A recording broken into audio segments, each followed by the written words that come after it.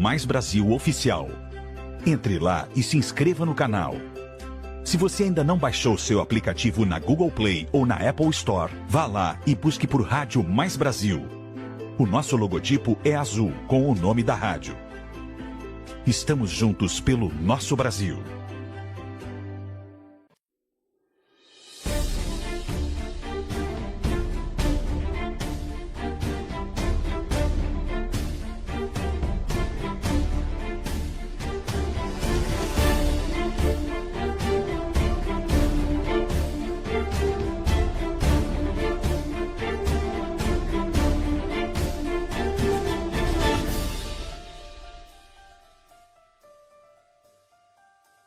Muito bom dia a todos nesta quarta-feira nebulosa, chuvosa, mas com a temperatura mais amena aqui em Porto Alegre. Graças a Deus, o calor de ontem chegou a beirar os 40 graus e alguns pontos da cidade chegaram a ter sensação térmica de quase 45 graus. Verão é assim, pelo menos nos últimos 60 anos que eu me lembre, o verão é assim, quente pra caramba aqui em Porto Alegre. Hoje é dia 12 de fevereiro, como eu disse, são 9h06 da manhã, e lá em Portugal parece ser 12h06, e eu vou conversar, conforme prometido, com o meu querido amigo, o ministro Onyx Lorenzoni, a quem eu dou bom dia ou boa tarde. Tudo bem, ministro? Bom dia, porque estou longe de passar perto do almoço, viu? Então, bom dia. Um ótimo dia. Seja muito bem-vindo à sua casa. Estou muito feliz de estar participando do programa. E eu mais ainda aqui. O áudio esteja chegando bem. Perfeito. Imagem e som perfeitas. Então perfeito. tá bom. Então vai fluir a bandeirinha do Brasil, um bom papo. A bandeirinha do Brasil lá. Isso, a bandeirinha do Brasil hasteada lá no fundo aí. Sempre. Meu amigo, tudo bem? Eu espero que tudo esteja bem consigo e com sua família, né? E a nossa pauta hoje, ela é transnacional, transcontinental.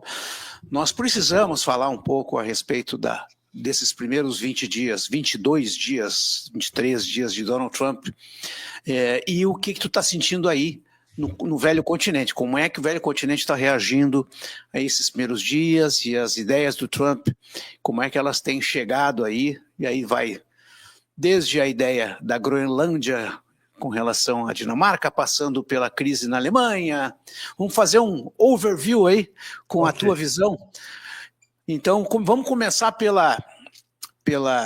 enfim, tua visão geral a respeito do impacto do Donald Trump aí na comunidade europeia como um todo. Bom, Glauco, primeiro dizer que a gente tem que saudar a vitória do Trump, porque ela é, por si só, uma salvaguarda para o mundo livre. Eu acho que isso é o ponto fundamental, né?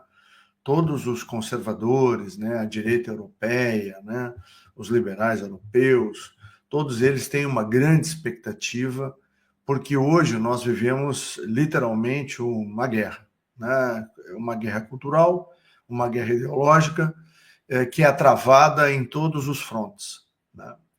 Eu quero lembrar aqui algo que eu conheci, né, lá nos Estados Unidos, ainda nos idos de 93, quando eu fiz um curso de cirurgia na minha área profissional, e eu peguei uma eleição numa pequena cidade chamada Davis, né, no interior da Califórnia, cidade localizada a 20 minutos de Sacramento, que é a capital da Califórnia, a 2 horas, né, mais ou menos 2 horas e um pouquinho de São Francisco.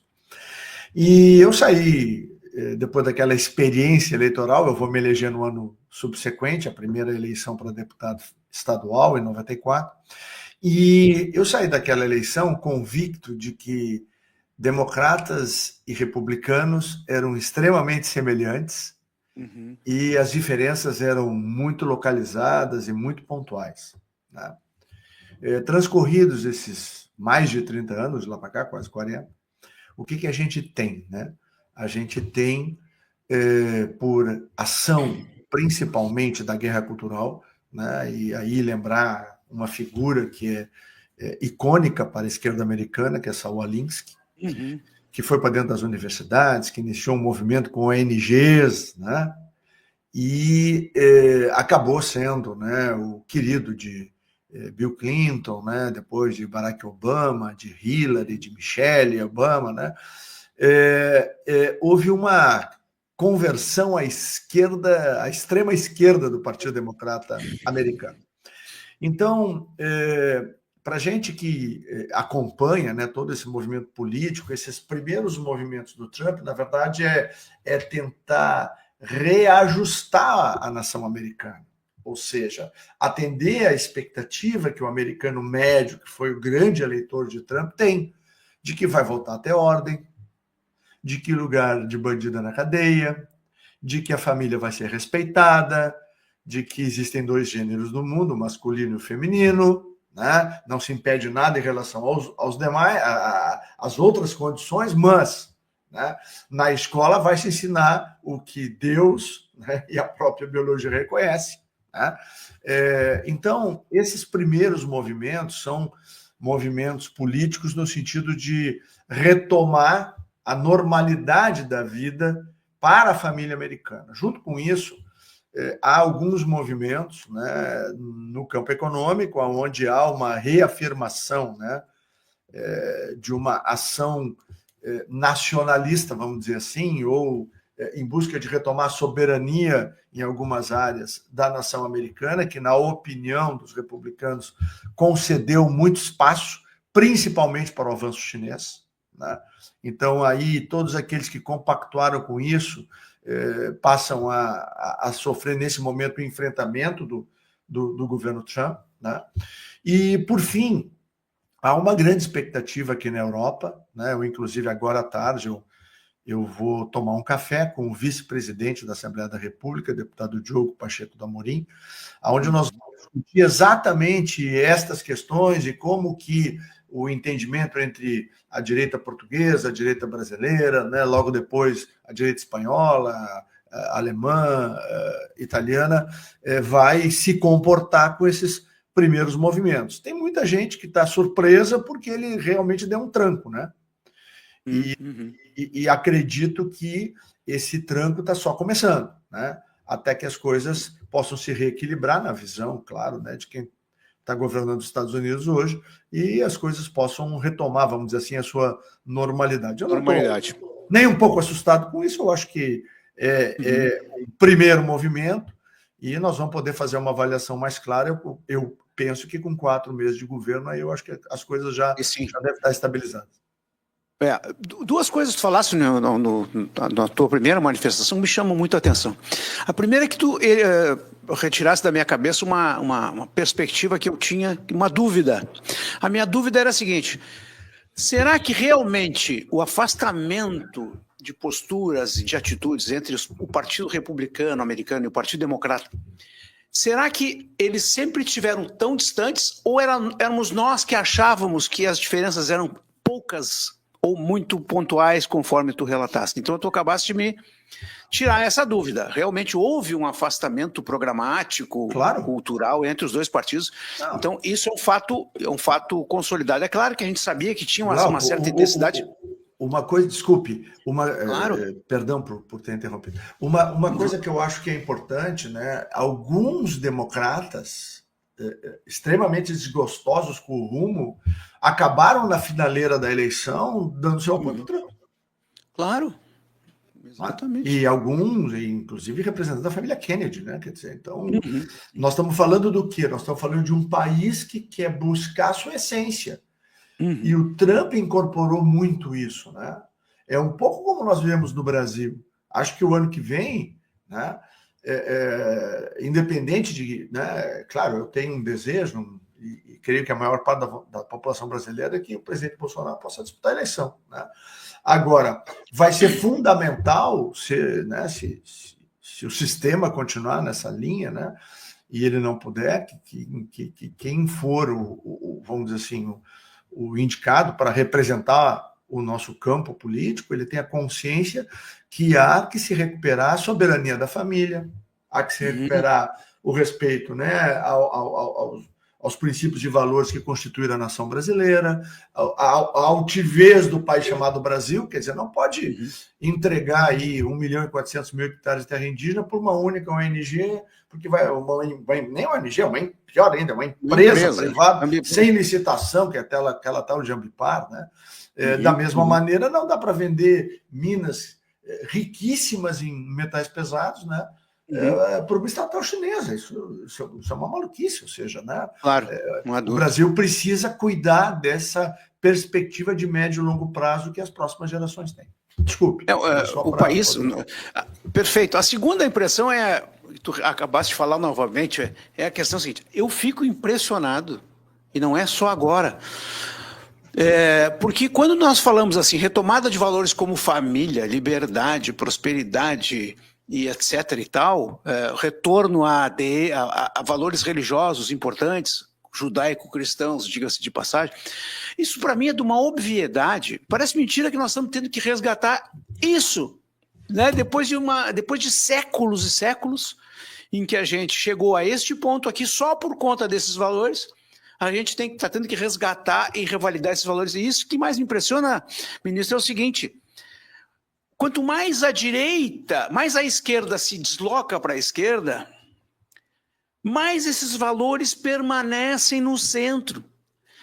Mesmo que eles digam que são valores alusivos a algo chamado extrema-direita. Não!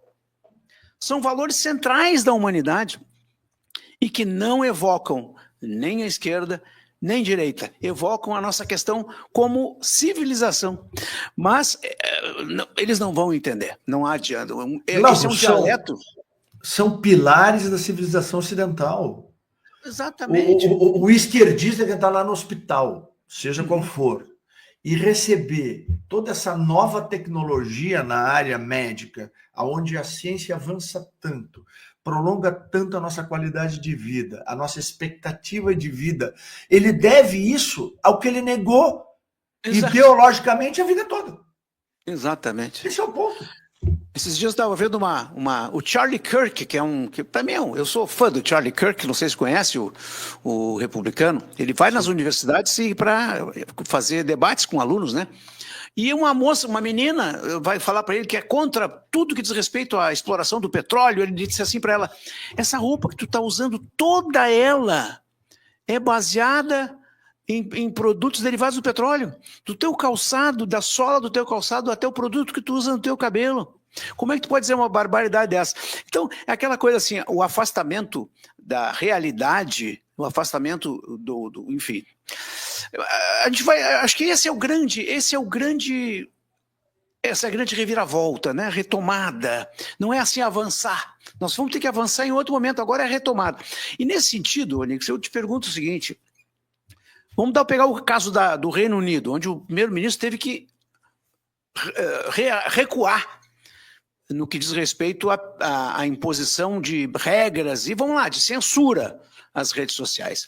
E digo isso dizendo o seguinte: o Donald Trump trouxe para perto, debaixo da asa dele, os grandes líderes das redes sociais, sejam eles os donos da Meta, do X e do Google, e dizer o seguinte: olha, essas são empresas americanas. Cuidado com o que tu faz contra as empresas do meu país. Essa ótica eu achei sensacional e já mostrou no Reino Unido que o primeiro-ministro recuou. Disse: não, vamos rever essa questão aí. Assim como as agendas DEI, ECG e outras que tomaram conta, principalmente da França, da Holanda e os Países Baixos da região ali do Mar Báltico. Como é que tu está vendo essa recuada do Reino Unido, lá da liderança do Reino Unido, e essa perspectiva de revisão dessas agendas woke aí, como DEI e ECG na Europa? Bom, primeiro, eles tiveram nos últimos 10 anos um avanço absurdo aqui, né? Na Europa, né? Em todos os campos da atividade humana, né? E aí houve um entendimento, né, entre essa nova ordem aí, junto com a esquerda mundial, que se aliaram com interesses diversos, né, para enfrentar e tentar estabelecer um pensamento único, né? Então, nós passamos a ser proibidos de brincar, nós passamos a ser proibidos de pensar diferente, né, do que... E as respostas começaram a aparecer, né? As redes sociais, elas acabaram tendo um condão de cortar, né, esse grilhão da comunicação que mantinha as pessoas não mais informadas, mas formadas ao prazer de quem tinha o comando desses grandes veículos, né? E as redes sociais trouxeram essa libertação que permitiu a reorganização do pensamento conservador, exatamente porque eles avançaram com muita sede no pote, na minha visão, para tentar subverter aqueles valores fundamentais da civilização ocidental. E por isso que hoje há um recuo, inclusive, na forma como se expressam hoje os líderes de alguns partidos de esquerda em alguns países. Por exemplo, a esquerda portuguesa deu um passinho atrás, no seu discurso, pelo menos. A esquerda espanhola, a mesma coisa. E a de esquerda italiana também. E agora tu está trazendo o exemplo inglês. Ou seja, na verdade, há hoje uma grande expectativa de como as ações do governo Trump vão repercutir na sociedade. Porque agora a gente está recebendo os inputs das ações, né? Então, como é que isso vai permear a sociedade? Como isso vai ser elaborado? Como que as grandes corporações vão reagir? Já tem grandes corporações dizendo que a agenda ESG esquece. Uhum. Né? Esse negócio aí de identitarismo, tô fora. Né? E já tem agência de publicidade quebrando a cabeça para ver como é que remolda a linha de comunicação da marca de cerveja, da marca de vestuário, da marca de cereais. Ou seja, por quê? Porque eles saíram para acompanhar o que aparentemente era, vamos dizer assim, o novo imperialismo ideológico que existia, e se deram conta que tomaram um contravapor aí na eleição do Trump, né? E aí vai Hollywood junto, né? Hollywood junto. Impressionante. A lei nos Estados Unidos... Oi, pode falar. Não, eu acho que o que é bacana é o seguinte, vamos lá, 2018, né? 2018, vamos lá, há 7 anos, né? 6 anos e um pouquinho atrás. Uhum. A situação que nós, conservadores, as pessoas que são de direitos, que são liberais, né? Eu estou juntando todo mundo, né? Eu acho que tem que juntar todo mundo. O sujeito que é ali da centro-direita, né? Estava todo mundo destruído. Uhum. Fazem 6 anos cheios, né? E de 6 anos para cá iniciou um movimento e que teve uma colaboração extraordinária do ex-presidente Jair Bolsonaro, né, que liderou esse processo aqui no Brasil. E como o Brasil é um país muito grande, junto com o Trump nos Estados Unidos, eu andei nos Emirados Árabes, na Arábia Saudita, eu andei na Rússia, e eu via a forma respeitosa, carinhosa, inclusive, amiga, com que o presidente era tratado. Tive com ele no Japão. Por quê? Porque o Brasil retomou não apenas a sua soberania, mas conseguiu colher o respeito dos demais países na medida em que trouxe segurança jurídica, segurança política, equilíbrio, e passou a ver como um aliado confiável, não apenas de americanos, de russos, de árabes, de europeus, ou seja... Estabelecer um dialeto confiável, né? A visão do mundo em relação ao Brasil era uma visão de confiança. Por que nós estamos aí, tivemos essas oscilações terríveis aí de dólar, euro, esse tipo de coisa? Por quê? Exatamente porque o governo passa insegurança, o governo passa irresponsabilidade fiscal, o governo não busca dialogar com quem é grande no mundo e opta por um diálogo, vamos dizer assim, que não conduz a nada com aqueles que são iguais ideologicamente, né? E que normalmente são os mais pobres hoje. Né? Tu sabes que eu quando eu tive um momento na minha vida que eu tive um ímpeto de participar mais da política, e aí eu fui diretamente conversar, deve fazer uns 10 anos isso, por aí, ou talvez um pouco menos, um pouco mais, mas eu fui lá na Câmara de Vereadores de Porto Alegre conversar com o Reginaldo Pujol. Eu fui lá bater um papo, conhecer o Pujol, que me recebeu gentilmente, generosamente e tal. E eu cheguei para ele e disse assim, muito prazer, seu Pujol, meu nome é Glauco Fonseca, brasileiro, casado, tantos anos e tal, e eu sou um cara de direita, enfatizei. Ele chegou aí para trás e disse assim, mas isso é muito difícil de a gente ouvir hoje em dia. Ninguém se diz de direita. Ele disse isso para mim. Eu digo, mas tá na hora. Eu falei isso há 10 anos atrás para ele, dentro do gabinete. Eu digo, porque basta eu dizer o seguinte, se eu estou em desacordo com tudo que eu estou vendo aí, e tudo que eu estou vendo aí tem algo em comum chamado esquerda, então eu sou de direita, né? E o sentido de direita, eu disse para ele, o nome direita vem de direito, vem do lado direito, do lado que está certo, né? Tanto que nos Estados Unidos o lado direito é chamado de right. E lá também o right é certo. Engraçado isso, né? Right e left. O direito lá é right e aqui é direita. Então, se percebe que as pessoas estão cada vez mais colocando essa insígnia em si. Colocando, dizendo, olha, eu sou alguém de direita. Talvez eu nem saiba direito o que significa, mas eu sei o que é ser de esquerda. E isso eu não sou. Mais ou menos por aí, né? Mas isto está ocorrendo aqui na Europa também. Eu vou compartilhar contigo e com os ouvintes. Nós realizamos aqui, em parceria com o Instituto Veritas Liberar, uma série de eventos aqui, seminários de toda hora. Agora eu estou trabalhando para ver se a gente consegue fazer aqui o Pais e Filhos, ou Filhos e Pais, desculpe, eu tenho que trocar o nome por causa do registro da marca da revista. O Filhos e Pais, que a gente fez aí em maio, e nós vamos repetir de novo esse ano, e vai ter em Brasília também, nós estamos tentando fazer um primeiro aqui, né, em Lisboa. Mas o que eu quero dizer é o seguinte, nós começamos com 20 pessoas na sala, 30 pessoas. Hoje, a gente já tem problema que a sala não pode ter menos que 150 lugares, entendeu? Por quê? Porque vem... claro, lá no início, 95% de brasileiros. Hoje nós já estamos meio a meio.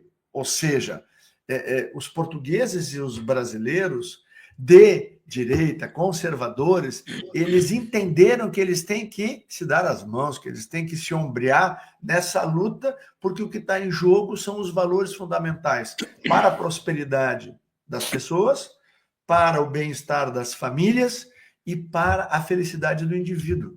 Seja lá o que cada um entende como essas coisas, né?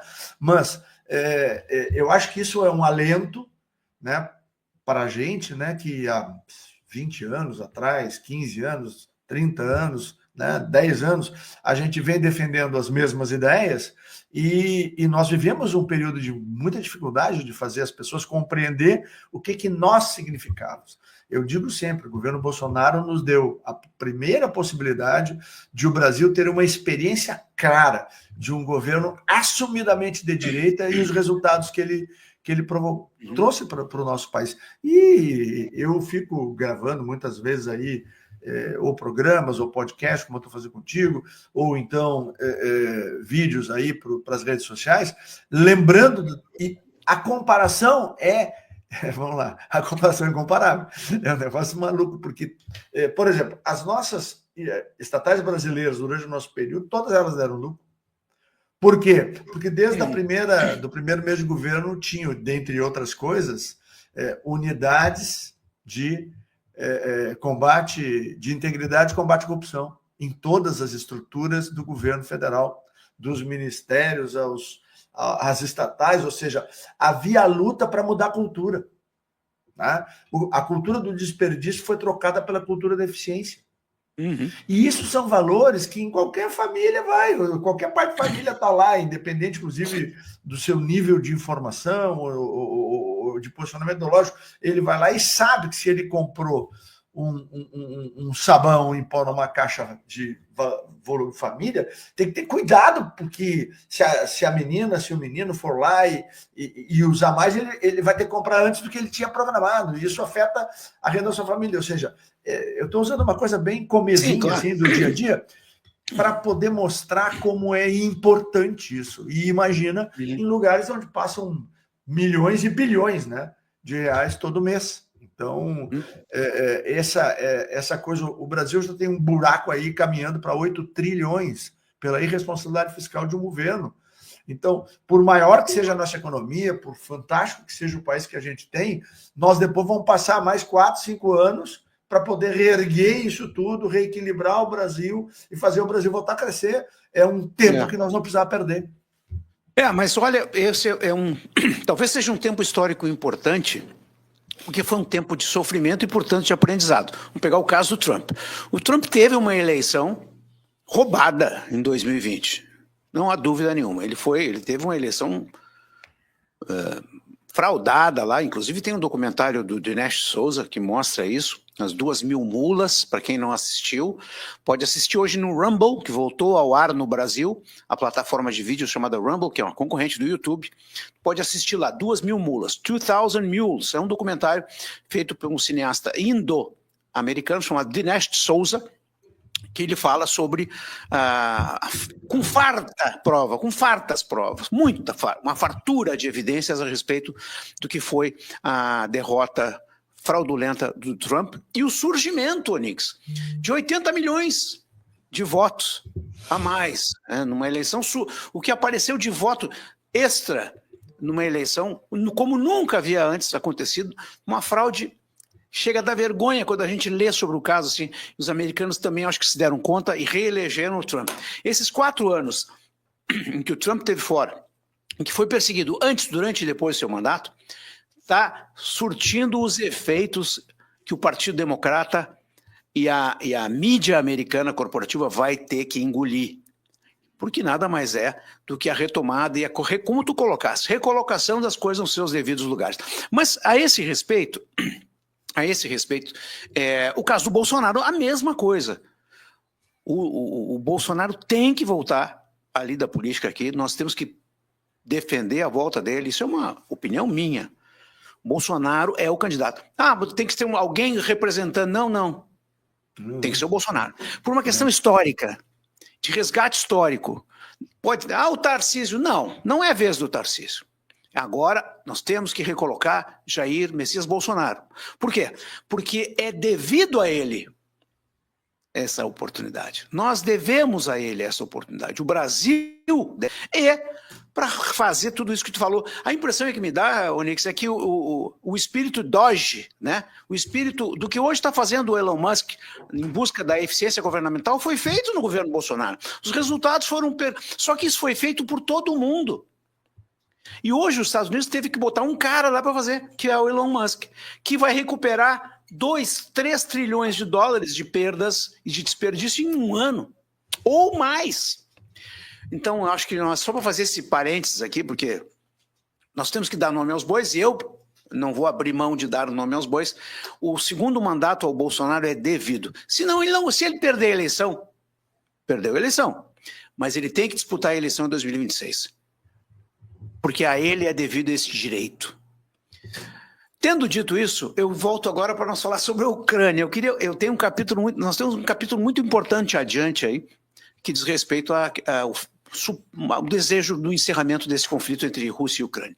Zelensky já está oferecendo território, em troca de território, mas a gente não está aí, né, Onix, por perto para saber como é que a Europa está reagindo a essa participação do Trump agora, do governo americano, na tentativa de gerar essa paz, né? E tentativa de acomodar os delicados aí, mesmo que alguém tenha que ceder tanto quanto não devia, mas, enfim, se for em nome da paz e da retomada da normalidade. Como é que tu está percebendo esse processo aí mais próximo de ti? Olha, a gente vê no europeu médio, né, um sopro de esperança, porque custo de energia que subiu muito na Europa. O custo de energia está muito caro, né? As famílias estão sentindo no bolso, né? e principalmente nesse período de inverno, né, isso fica mais perceptível pelas famílias por causa ou do gás para o aquecimento, né, que aí tem uma participação russa importante, né, ou então a questão da própria energia elétrica, né, para que possa sustentar aí o aquecimento, né, quando se usa essa fonte. Então, há uma esperança de que o governo Trump possa ter, sim, uma participação importante, vital, para que se busque um entendimento, porque está comprovado, né, que a Rússia não tem como, né, vamos dizer assim, seguir nessa guerra convencional com a Ucrânia. Ela está perdendo mais do que ganhando. A Ucrânia, né, a mesma coisa, é um país que tem condições de ser reconstruído e ser um belíssimo país.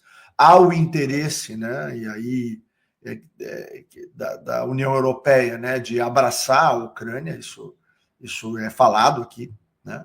Então, há uma grande expectativa de que a presença do presidente Trump possa arrefecer aí os ânimos mais belicosos, né, e possa trazer racionalidade, porque já virou o fio do ponto de vista econômico. Tá?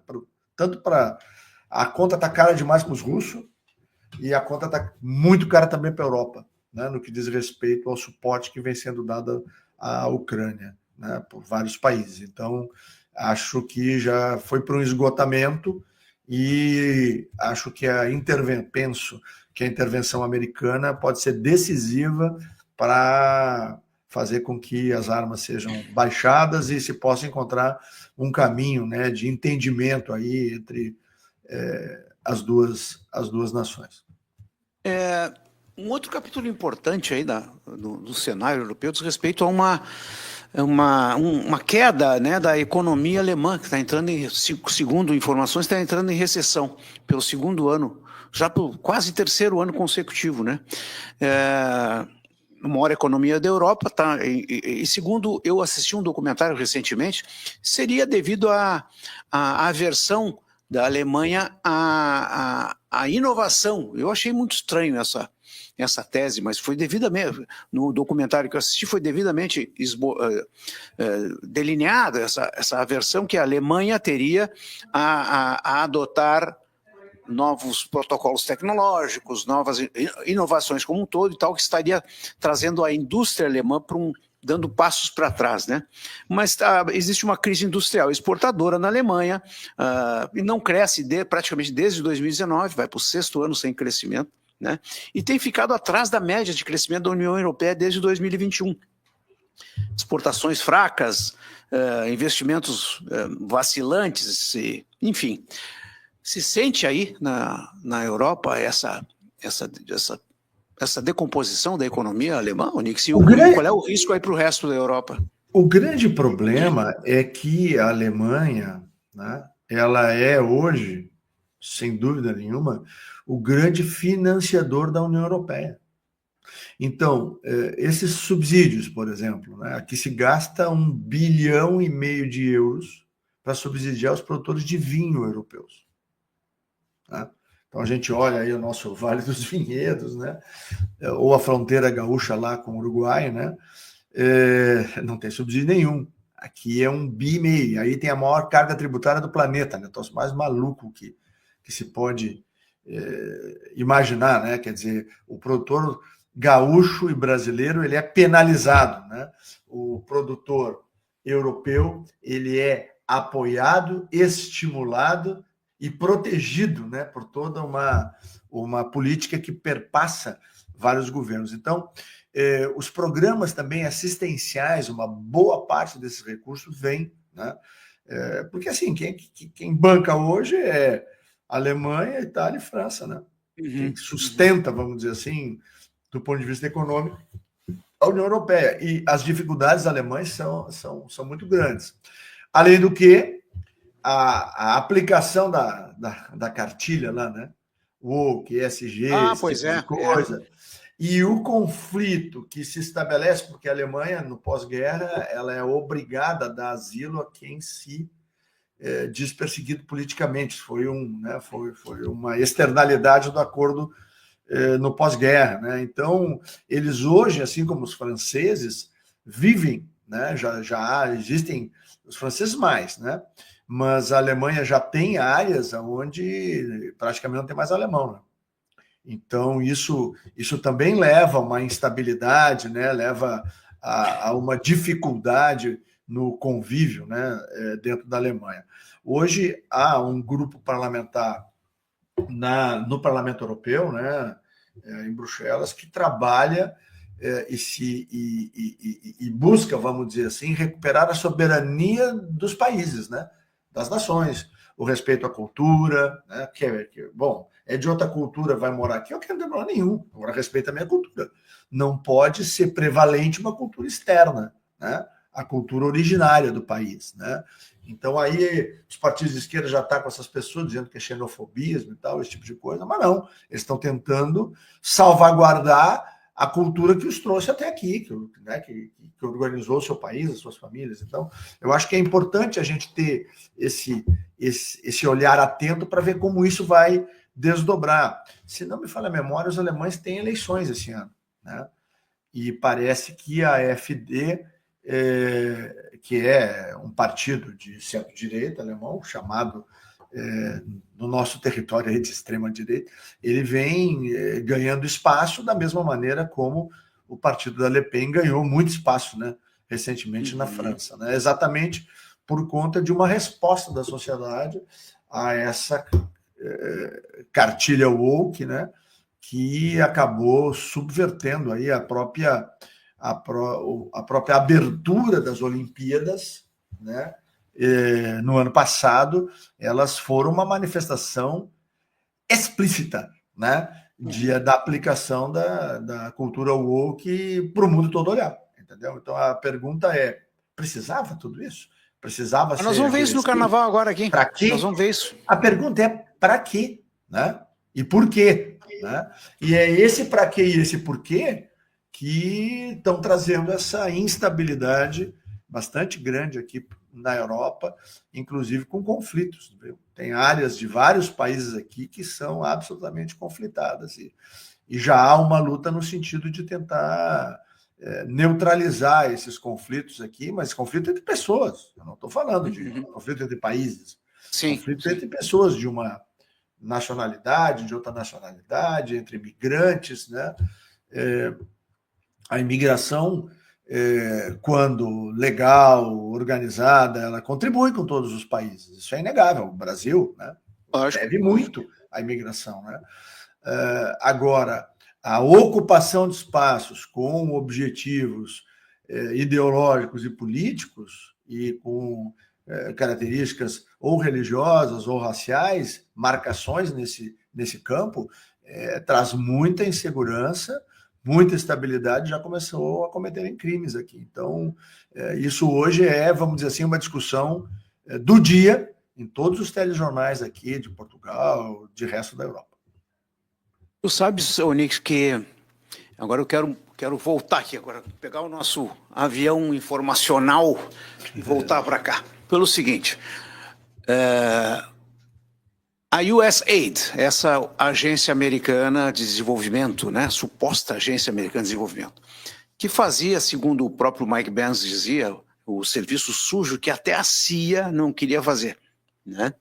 Que nada mais é do que encher de dinheiro e de ordens, né, políticos, jornalistas, formadores de opinião, organizações não governamentais e tal. Isso, o Brasil virou pátio dessa gente, né? O Brasil virou pátio do FBI, que veio aqui para ajudar a fazer algumas coisas que a gente sabe, principalmente mais próximo de janeiro de 2022, ou 22, janeiro de 22 ou 23, né? Aquele problema que teve em Brasília, que foi igualzinho ao 6 de janeiro deles lá, mesma metodologia, mesmo funcionamento e tal. teve influência da CIA no Brasil, inclusive o comandante militar americano Lloyd Austin esteve no Brasil para conversar com líderes militares. Tudo isso junto com a retomada de um governo do PT, né, com a tentativa de calar pessoas em redes sociais, meios de comunicação por parte de um tribunal. Tudo isso aconteceu aqui, debaixo dos nossos olhos, né? Mas tudo isso teve um patrocínio, teve um sponsorship de um governo Joe Biden, teve o sponsorship do DNC, do Democrat National Committee americano, do Partido Democrata Americano. Isso tudo que nós já sabemos, mas ainda vamos ter mais detalhes. Tudo que eu falei aqui não é conspiratório, não é teórico, é tudo já fatos interligados pelo próprio Mike Pence, numa entrevista com Joe Rogan, e depois de manifestações futuras. Eu gostaria de saber de ti o seguinte, essa influência americana nos destinos políticos de um país inteiro chamado Brasil, como é que tu viu isso? Como é que tu está vendo isso? E o que vai acontecer com o Brasil? Por exemplo, só para jornalistas foi despejado aqui 267 milhões de reais, ou 45 milhões de dólares. Isso que se sabe, isso só da USAID. Nós sabemos que a embaixada americana deu dinheiro para os Felipe Neto da vida, né? E que o governo americano, as Forças Armadas, o FBI e a CIA trouxeram dinheiro de outras frentes. Como é que tu, como político que fez parte de um governo exitoso, está vendo esta rasteira que o governo Joe Biden deu ou ajudou a dar, junto com seus parceiros brasileiros, na nossa democracia, Onyx? A pergunta é dura e requer uma resposta tua à altura, como tu sempre respondeu. O esquerdismo é um mal. E por que é um mal? Porque ele sempre busca, sem nenhum limite ético e sem nenhum limite moral, alcançar os seus objetivos.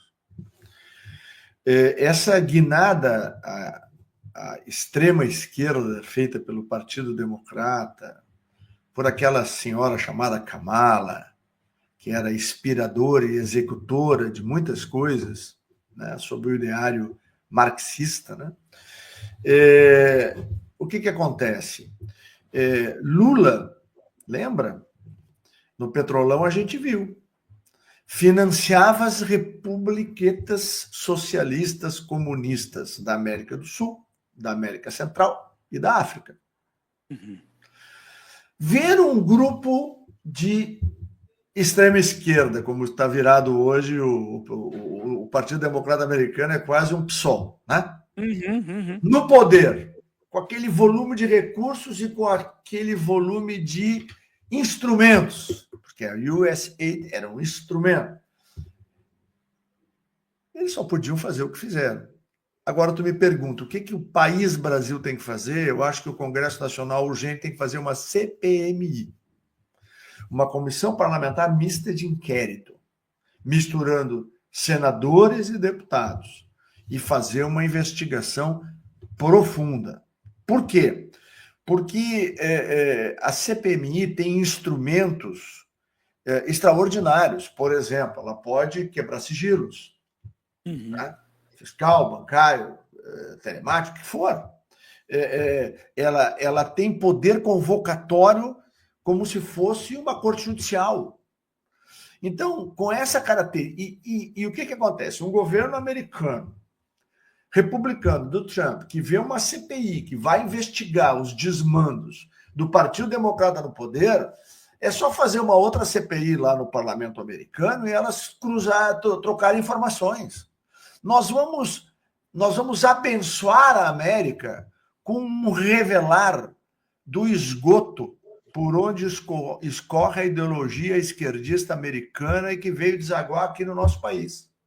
E vamos também, didaticamente, mostrar para os brasileiros por que é tão importante a gente amar a nossa pátria e defender a nossa pátria. O que me espanta é ouvir hoje que o FBI entrou aqui, fez reunião com A, com B, com C. Cadê a BIM? A BIM serve para quê? Essa é a pergunta. Não deveria ter protegido o nosso país? Ou seja, são estas as coisas. Eu lembro que quando aquele Macron atacou por uma decisão da esquerda europeia, ele foi o escalado para atacar o governo Bolsonaro, eu me lembro, eu fui me reuni com os governadores da Amazônia, a pedido do presidente, da Amazônia Ocidental e da Oriental, e eu perguntava, aonde estão os diplomatas brasileiros para defender o seu país? Aonde está a imprensa brasileira para defender o território brasileiro? Ou todo mundo acha que o Macron está fazendo aquilo de bonzinho? Estava preocupado com as nossas crianças. Tem 25 milhões de pessoas que vivem sob o solo amazônico e precisa encontrar solução. E a solução não é nos curvar o interesse da França, não é nos curvar o interesse de quem quer que seja. Então, eu creio que uma CPMI, reunindo parlamentares do Senado e da Câmara, e os partidos escalam lá os seus melhores, ela pode produzir um tal grau de informação, né? Eu acho que é difícil para o governo, numa situação dessas, para esse atual governo, ter maioria. Acho que não teria, né? Então, dá para fazer uma investigação profunda e dá para mostrar com clareza, né, que muitas pessoas da esquerda dizem que a gente fala de lenda urbana, que a gente fala lenda urbana quando a gente diz que as Farc vieram aqui ajudar o PT. Quando o dinheiro do narcotráfico veio irrigar campanhas aqui, né? Quando a Sete Brasil, né, tinha uma visão, que foi uma organização onde estava na reunião Palocci, Lula, Dilma e Sérgio Gabriel, e era para financiar a esquerda brasileira e latino-americana. A Sete Brasil produziu 28 sondas, mas não é o valor lá de produção, que era da 48 bilhões. O problema é que pagava 500 mil dia para cada sonda, 500 mil dólares. Tá dizendo bobagem? 500 milhões dia para cada operação. É um troço. Não, é 500 mil dólares, desculpa. Era um negócio absurdo o volume de recursos que iria produzir, que poderia ser desviado. Quando houve a CPI do Petrolão, muitas coisas vieram à tona. O Brasil conheceu muito do que vai produzir a guinada para a direita que nós vamos dar, porque ela foi em 2015, né? Não dá para esquecer. 3 anos depois, o Brasil é levado a dar uma guinada e busca um outro caminho, que esse caminho se mostra muito melhor e muito mais eficiente para o Brasil. Então, acho que como os americanos liberaram as informações, está provado que vieram pessoas, recursos, instituições, pessoas no Brasil traíram a nossa pátria pela visão ideológica. Acho que era muito importante fazer uma investigação profunda para poder mostrar as vísceras dessa barbaridade que foi feita com o nosso país. Vamos lá, nós já passamos por escândalos enormes aqui. Vamos começar pela CPI dos Correios, que começou com uma petequinha de dinheiro, né? Do Maurício, não me lembro o nome do cara. Né? Começou com um videozinho do sujeito recebendo um bolinho de dinheiro, assim, 3, 5 mil reais, sei lá o que era aquilo. Depois nós passamos pelo mensalão, que foi sucedâneo. Depois tivemos o Petrolão, né? Mas os escândalos aqui no Brasil, eles sempre tiveram, né? Esse governo Lula, agora tivemos recentemente o escândalo das ONGs que pegaram dinheiro de comida. Aliás, o amigo fez um vídeo que eu recomendo muito que as pessoas assistam o vídeo do Onyx, em que o Onyx fala, se eu não me engano foi de ontem esse vídeo. Marmita Fantasma. Marmita Fantasma. Um governo que tira dinheiro da boca de morador de rua. Onyx, aí é o seguinte, ó, só que nós não estamos falando nisso, nós estamos falando de um escândalo muito maior, de uma interferência direta de um outro país nos destinos políticos eleitorais de outro. Quer dizer, pela primeira vez nós temos explicitamente, de modo cuspido e escarrado, como diria minha avó, um drama de um outro país interferir diretamente com todos os seus recursos no destino político de uma nação inteira como o Brasil. E aí nós estamos falando de um conjunto de pessoas, de forças, de recursos que foram usados aqui no Brasil para afastar o Bolsonaro do governo e colocar o Lula no governo. E isso é algo que no futuro nós temos que ter um negócio chamado accountability, responsabilização. Quem são os responsáveis por isso? Porque mas o único jeito, desculpe, Glauco, mas a única forma de tu chegar nisso é através de uma investigação profunda. Hoje, olha aí esse rapaz aí, o tal do Vaca, que eu acho que o Vaca já foi para o brejo, né? Pedro Vargas. Vem aqui para o Brasil, né? E em vez de ouvir as vítimas, vai ouvir quem, primeiro, na minha os algozes. Foi os algozes, né? Então, eu acho que já começou torto, né? Uhum. Então, a gente também tem que lembrar, né? Quem é que domina a OEA?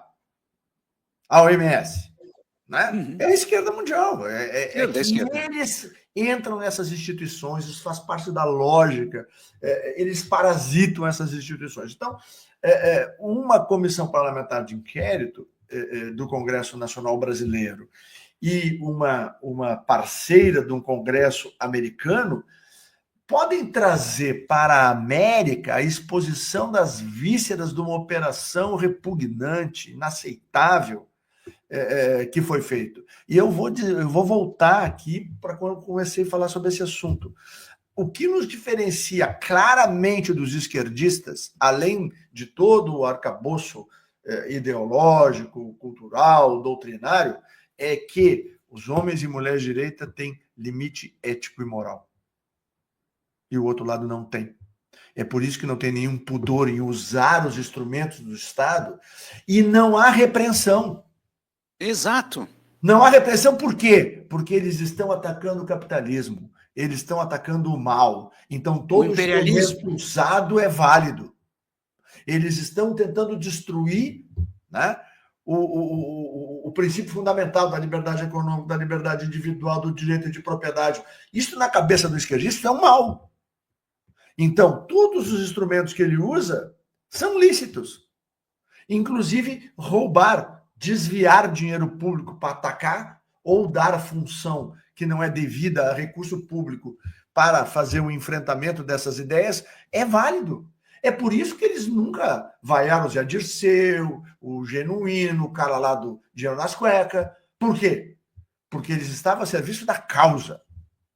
O que é isso? Falta de limite ético e moral. E no nosso campo sempre ele existiu. Então, é muito importante que isso tudo possa ser revelado e com as redes sociais a dimensão destas revelações seria épica para que o país Brasil e também o americano médio, que não é informado dessas coisas.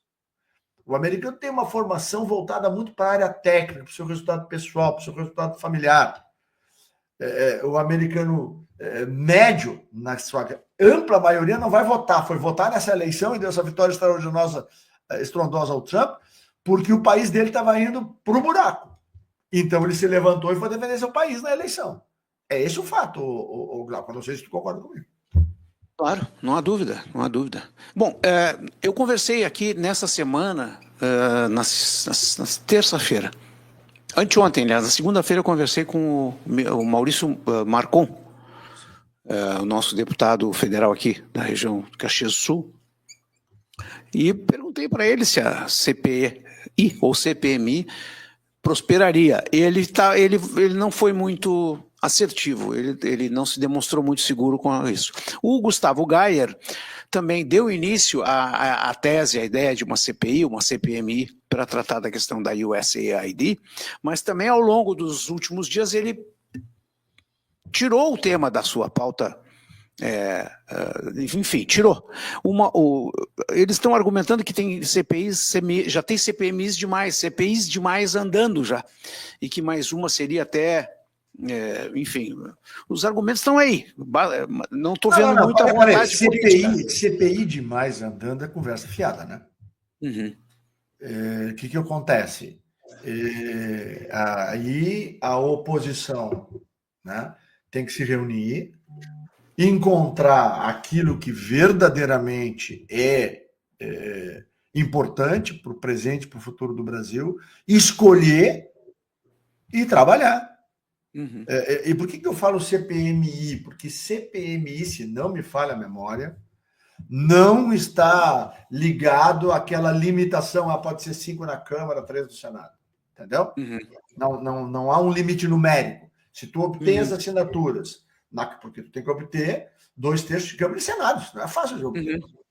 Eu sei porque eu fiz aí umas 20 e tantas CPIs. No Senado já teriam as assinaturas, a Câmara que ainda não. Eu acho que a oposição tem que focar nisto, porque uma CPI que vai fazer essa investigação aqui no Brasil, ela seguramente vai trazer à tona informações que vão ajudar a esclarecer a atual geração e as futuras gerações, e vão nos dar ao Parlamento brasileiro. Eu acho que é missão do Parlamento brasileiro defender a soberania, a independência e principalmente o respeito ao nosso país. Não é admissível que os órgãos de vigilância do Estado não atuem.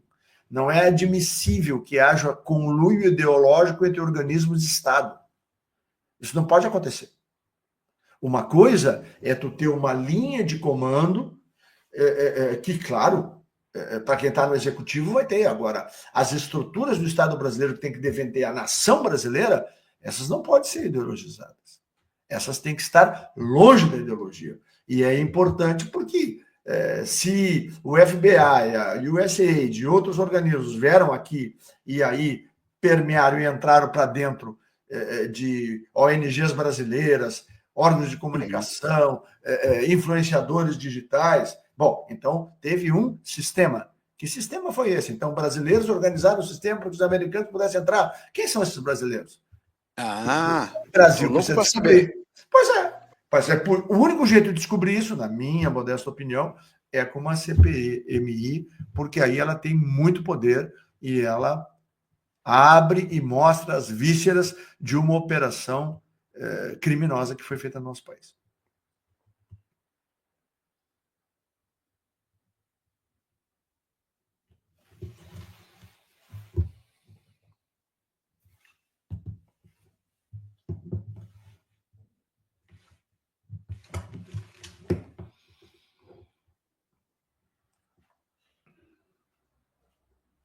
Estamos voltando aí. Olha lá.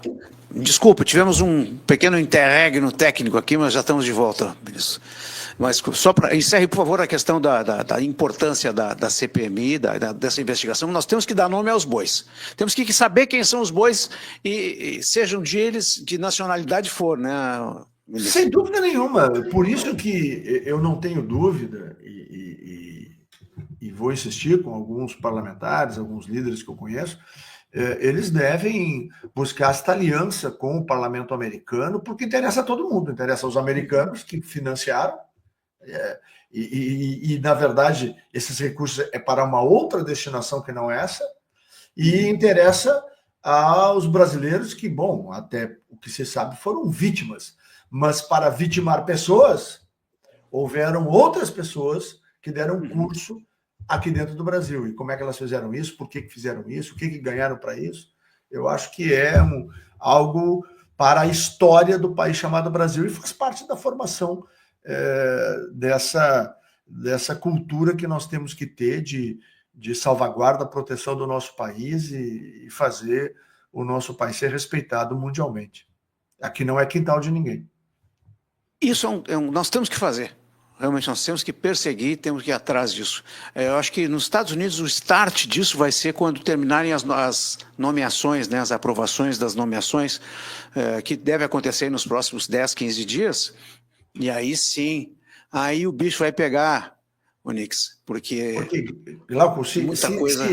tem que ter uma CPI aqui no Brasil, né, aí no Brasil, desculpe, para que haja essa interface entre as duas estruturas. Sem dúvida. Né?